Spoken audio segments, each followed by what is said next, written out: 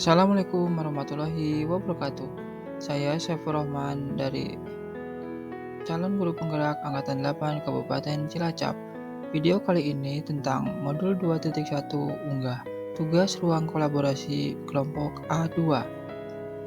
Ini adalah anggota dari kelompok A2 yaitu dengan Bapak Datim, yang kedua adalah Ibu Aprilian, dan yang saya terakhir adalah Bapak Saiful. Situasi yang kami ambil yaitu situasi kedua, yaitu di SD.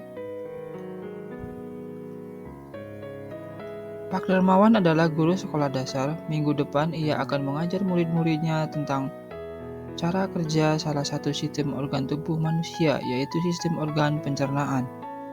Saat merencanakan pembelajaran, Pak Darmawan mempersiapkan beberapa sumber belajar yang menurutnya akan membantu murid-muridnya belajar sesuai dengan kebutuhannya. Sumber daya belajar yang ia siapkan diantaranya adalah sebuah poster diagram yang menunjukkan bagian-bagian organ pencernaan yang dipinjam dari perpustakaan. Yang kedua, berbagai bacaan yang memuat pembahasan tentang bagaimana organ pencernaan bekerja dari beberapa sumber.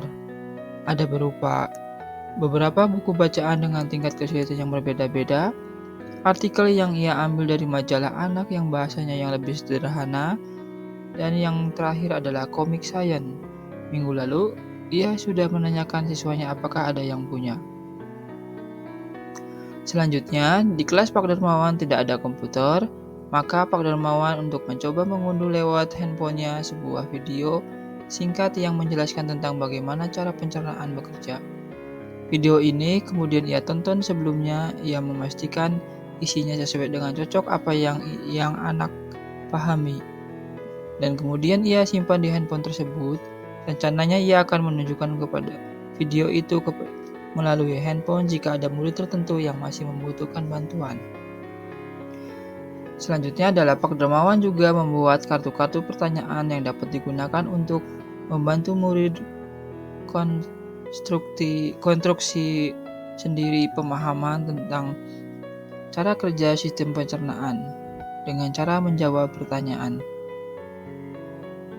Yang kelima adalah Pak Darmawan lalu mempersiapkan daftar kegiatan lengkap dengan instruksinya, misalnya membaca buku, artikel, komik, dan sebagainya, mengamati poster diagram, mendiskusikannya, kemudian membuat ringkasan untuk menunjukkan pemahaman tentang isi poster tersebut, mewawancarai petugas UKS, menjawab kartu-kartu pertanyaan.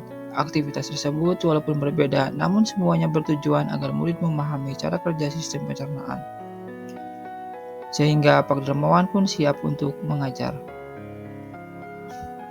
Ini adalah paparan diskusi tentang situasi yang tadi saya ceritakan.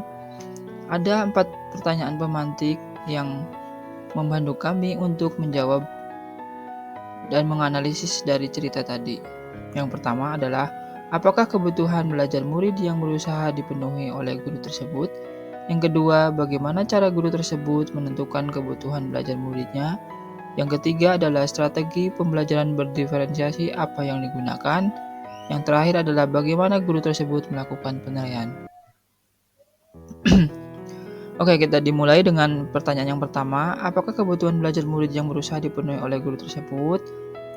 Yang pertama adalah kesiapan belajar murid melalui kegiatan. Pak Darmawan pada awal pembelajaran memberikan penjelasan kepada murid tentang tujuan pembelajaran dan konsep kunci yang ingin murid kuasai.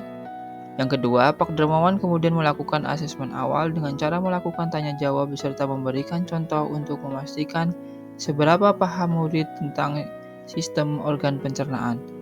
Dan yang terakhir adalah Pak Darmawan menyiapkan sumber belajar yang bervariasi. Yang kedua adalah minat belajar murid. Untuk mengetahui minat belajar murid, Pak Darmawan melakukan identifikasi dengan memberikan berbagai macam sumber belajar, seperti menggunakan poster diagram tentang bagian-bagian organ yang dipinjam dari perpustakaan. Yang kedua, buku bacaan tentang bagaimana organ pencernaan bekerja. Yang ketiga adalah karena tidak mempunyai komputer, maka Pak Darmawan mengunduh video melalui handphone. Apakah kebutuhan belajar murid yang terakhir adalah profil belajar, yaitu Pak Darmawan membuat kartu yang berisi tentang pertanyaan yang akan digunakan untuk membantu murid mengkonstruksi pemahaman mereka tentang materi.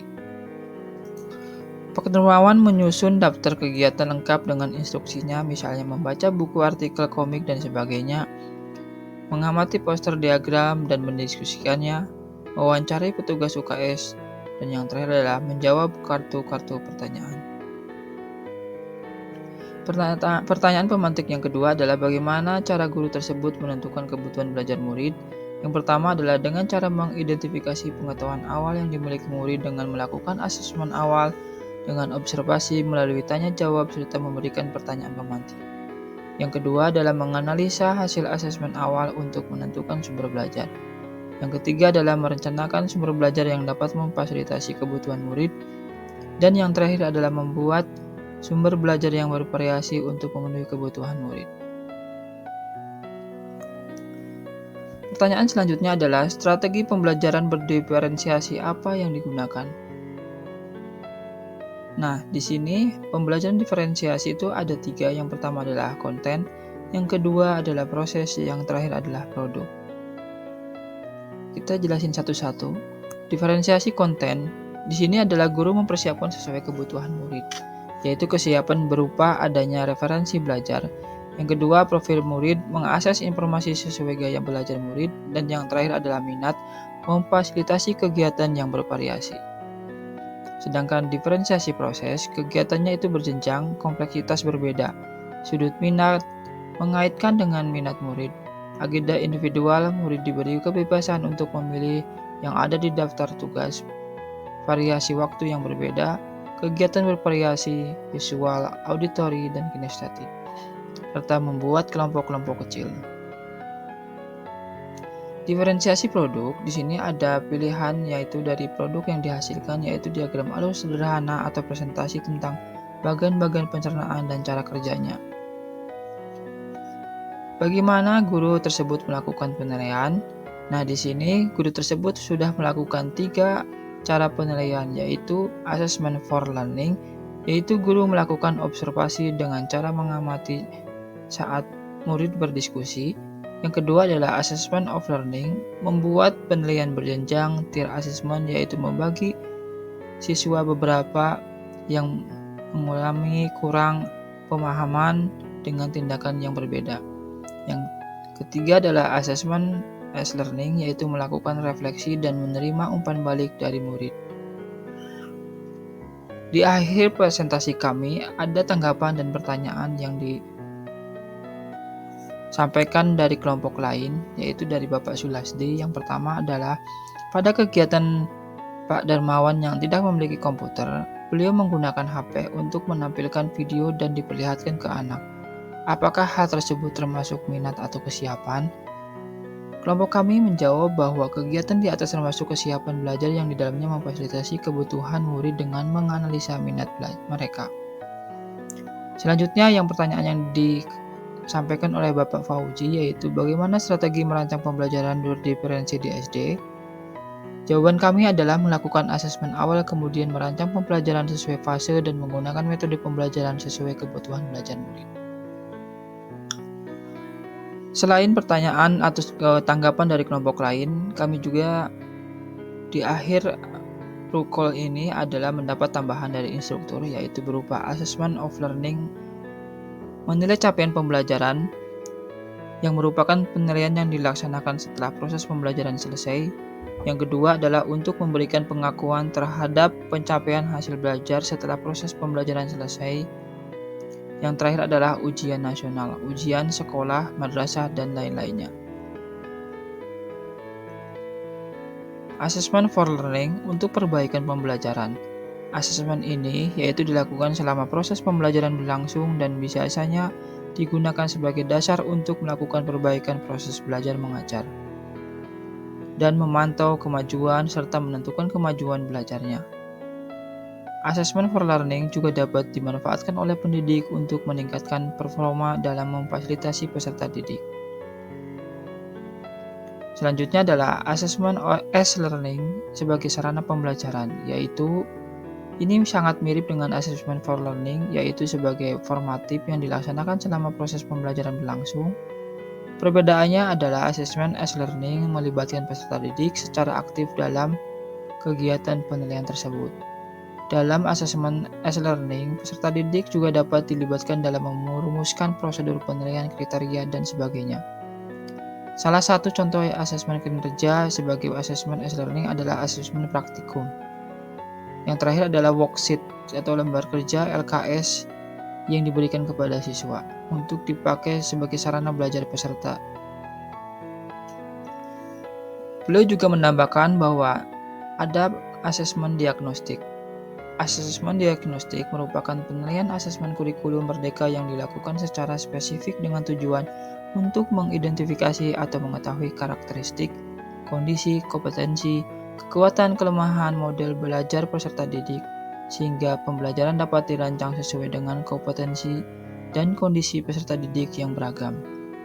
Bersumber dari Kepmendikbud nomor 719/P/2020.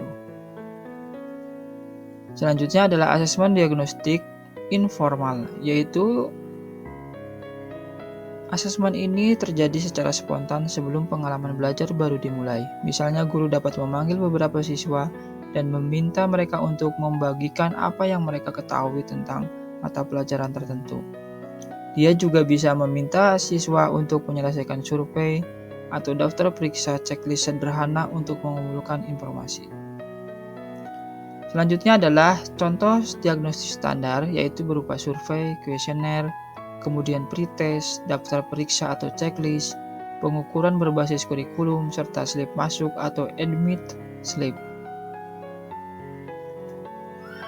Beliau berpesan bahwa yang penting adalah kita mulai dan coba terlebih dahulu. Yang paling penting adalah siswa dan guru membuat kemajuan dari titik awal masing-masing. Ini adalah sampel dari dokumentasi ruang kolaborasi 1 dan 2. Dengan diakhiri dengan stick note sebagai refleksi dari kegiatan kami. Terima kasih. Assalamualaikum warahmatullahi wabarakatuh.